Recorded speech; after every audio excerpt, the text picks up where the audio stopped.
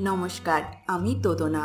আপনাদের যখনই কিছু মনপসন্দ খাবার খেতে ইচ্ছা করবে, ইউটিউবে গিয়ে লিখুন বাঙালির রান্নাবান্না আর সাবস্ক্রাইব করুন আমার চ্যানেল এবং আমার সমস্ত রান্নার আপডেট সবার আগে পেতে বেল নোটিফিকেশানটা অবশ্যই অন করবেন। আজ আমি সজনে ডাঁটার মশলাদার তরকারি বানাবো। এটা বানাতে সময় কিন্তু খুবই কম লাগে। তাহলে দেখে নিন এই সজনে ডাঁটার তরকারি বানাতে কি কি লাগছে। আমি নিয়েছি সজনে ডাঁটা, আলু আর সজনে ডাঁটা দুটো মিলিয়ে আমি নিয়েছি 500 গ্রাম, একটা পেঁয়াজ কুচি, একটা টমেটো বাটা, আদা রসুন বাটা 1 চামচ, হলুদ গুঁড়ো আধা চা চামচ, লঙ্কা গুঁড়ো 1 চামচ, নুন পরিমাণ মতো, ধনে গুঁড়ো আর জিরা গুঁড়ো দুটো মিলিয়ে আমি নিয়েছি 1 চামচ, আর লাগছে নারকেল কোড়া 3 টেবিল চামচ।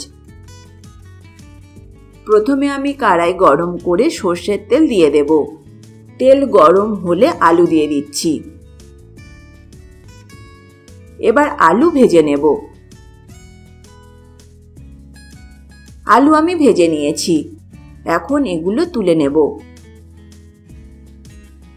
এই তেলেই পেঁয়াজ কুচিটা দিয়ে দিচ্ছি। পেঁয়াজ ভালোভাবে ভেজে নেব। পেঁয়াজ কুচি আমি ভালোভাবে ভেজে নিয়েছি। এরপর এর মধ্যে এক এক করে সব উপকরণ দিয়ে দেব। দিচ্ছি টমেটো বাটা, নারকেল কোড়া, দেব আদা রসুন বাটা, জিরা ধনে গুঁড়ো, লঙ্কা গুঁড়ো আর দেব হলুদ গুঁড়ো। এবার এই সব উপকরণ বেশ নাড়াচাড়া করে নেব, যাতে আদা রসুন আর টমেটো বাটার যে একটা কাঁচা গন্ধ থাকে সেটা যেন চলে যায়। সব উপকরণ আমি ভালোভাবে নাড়াচাড়া করে নিয়েছি। এখন এর মধ্যে সজনে ডাঁটা দিয়ে দেব।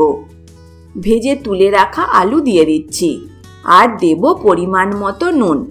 আবার সব উপকরণ বেশ নাড়াচাড়া করে নেব। সমস্ত উপকরণ আমি ভালোভাবে নাড়াচাড়া করে নিয়েছি। এবার জল দিয়ে দেব। একটু বেশি করেই জল দিলাম। সব উপকরণ যেন ডুবে থাকে সেই মতো জল দিলেই হবে।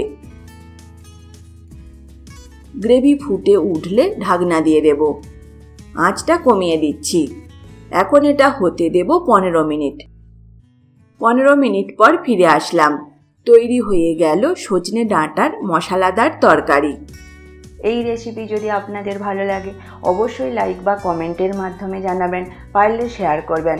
আরও এইরকম নতুন নতুন রেসিপি পেতে আমার চ্যানেলকে সাবস্ক্রাইব করতে ভুলবেন না। আজ তবে এই পর্যন্ত থাক। আবার দেখা হবে নতুন কোনো এক রেসিপি নিয়ে। ভালো থাকবেন, সুস্থ থাকবেন। ধন্যবাদ।